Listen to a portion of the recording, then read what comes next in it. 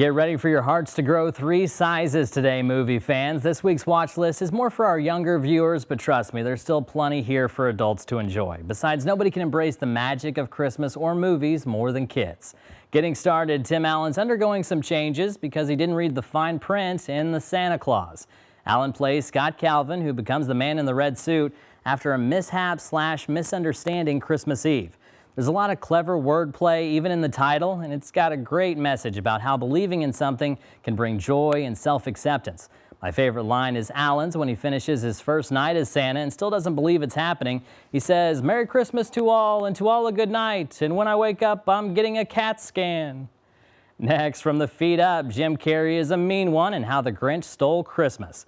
He plays the Grinch and makes it look like a cinch in Dr. Seuss's classic story about a character who hates everyone. He isn't discriminatory.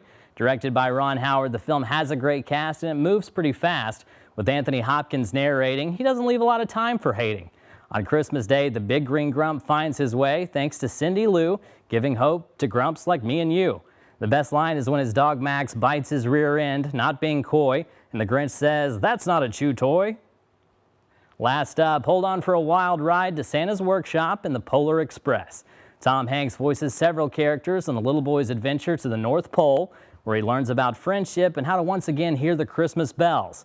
The movie's jam-packed with magic, but like the book, has way more dramatic moments than funny ones. It's probably one of the more touching animated movies I've seen. The music alone can bring you to tears. The conductor has the best line, though. At the end, he says, "One thing about trains, it doesn't matter where they're going. What matters is deciding to get on."